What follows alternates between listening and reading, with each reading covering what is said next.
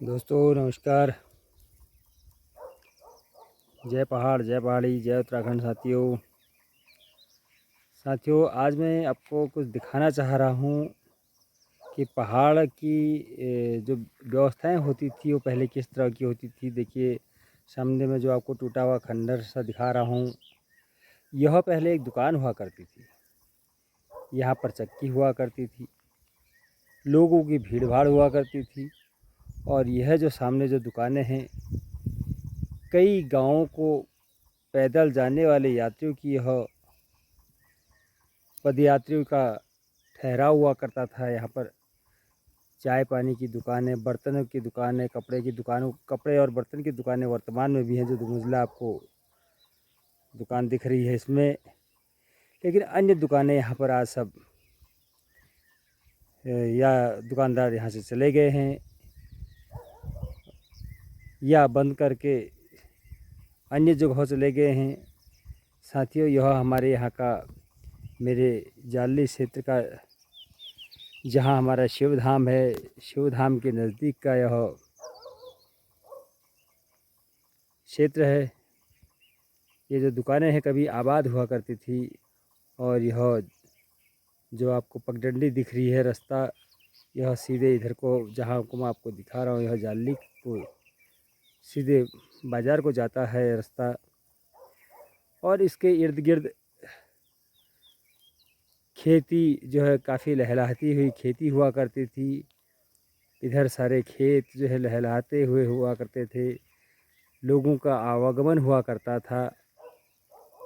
लेकिन विगत कुछ वर्षों में देखने को मिलता है, चाहे वो कहें कि हमारा जब से राज्य बना उसके बाद कहें, या जब से और अधिक जो पलायन हुआ है, वह जब से हमारी जिसको हम लाइफलाइन कहते हैं, जो हमारी सड़कें हैं, सड़कें बनने के बाद वह पलायन द्रुत गति से और कहीं अधिक हुआ है, जिसकी हम परिकल्पना करते थे कि शायद राज्य बना है और सड़कें बन चुकी हैं, गाँव में पहुंच आसानी के साथ होगा।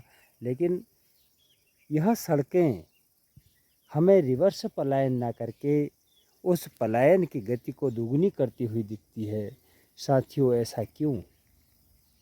क्योंकि जहाँ राज्य बनने के पीछे जो सपने हुआ करते थे, अपनी बोली, अपनी भाषा, अपनी संस्कृति बचाने की बात हुआ करती थी।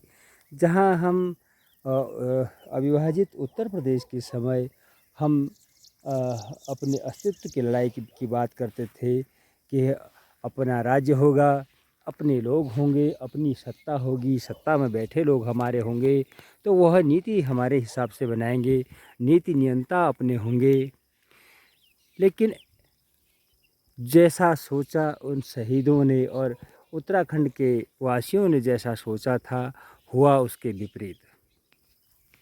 होना तो यह चाहिए था कि अपना राज्य, अपने लोग, सत्ता में बैठे लोग अपने, नीति नियंता अपने, और कर्मचारी से लेकर नेता अफसर सभी लोग अपने।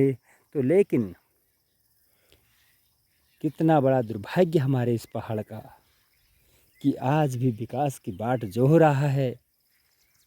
जो रास्ते कभी आबाद हुआ करते थे, आज वह वीरान हो चुके हैं। साथियों ऐसा कब तक चलेगा? क्या इस पहाड़ की पीड़ा को कोई समझ पाएगा? क्या आप और हम इस पहाड़ की पीड़ा के लिए जिम्मेदार हैं या नहीं? अगर जिम्मेदार हैं तो कितने लोग आज तक समझ पाए कि हमें अपने पहाड़ की सुध लेनी है, हमें अपने पहाड़ को बचाना है, पहाड़ के अस्तित्व को बचाना है।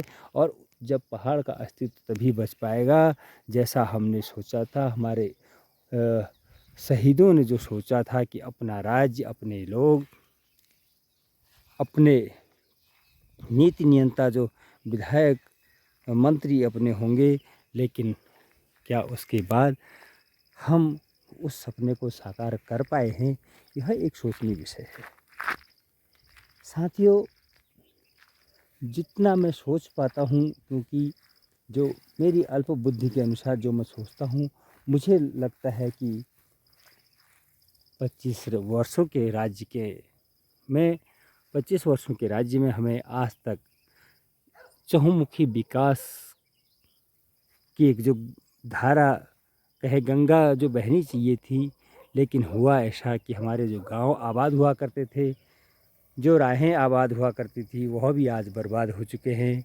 जैसा मैंने आपको दिखाया कि वह हमारी जो दुकान खंडर है, ऐसी अमूमन गाँव की स्थितियाँ बन चुकी हैं। क्या यह हालात बदलेंगे और उन हालातों को वह हालात किस तरह से बदलेंगे और कौन उसके लिए बीड़ा उठाएगा, यह सबसे बड़ा यक्ष प्रश्न है। क्योंकि साथियों, एक चीज़ मैं ज़रूर कहूँगा, यह मैं ज़रूर कहना चाहूँगा कि वास्तव में आज धर्म खतरे में आ गया है। हमारा धर्म खतरे में है, उस धर्म को बचाने के लिए कौन आगे आएगा? मेरा धर्म मेरा पहाड़, मेरा धर्म मेरे खेत, मेरा धर्म मेरी गाय, मेरी गौ माता, मेरा धर्म मेरे पहाड़ का पत्थर, मेरा धर्म मेरे पहाड़ की हवा, मेरा धर्म मेरे पहाड़ का पानी, मेरा धर्म जो है मेरे पहाड़ के कण कण जो है यहाँ हवा, पानी, पत्थर जिसको हम पूछते हैं, वह सब खतरे में है। क्योंकि पहाड़ बिक चुका है, पहाड़ बिक रहा है। इसलिए मैं आप सभी से निवेदन करना चाहूँगा कि आइए इस पहाड़ को बचाइए। पहाड़ के अस्तित्व को बचाना है। पहाड़ के अस्तित्व को बचाने के लिए आप सभी को आगे आना होगा साथियों, क्योंकि आज पहाड़ आपका इंतज़ार कर रहा है, पहाड़ के लोग आपका इंतज़ार कर रहे हैं। आइए, समय आ चुका है, हम इस पहाड़ को बचाएं और पहाड़ की आबो हवा को बदलें। इसी के साथ आप सभी का धन्यवाद। जय हिंद, जय भारत, जय उत्तराखंड, जय पहाड़, जय पहाड़ी।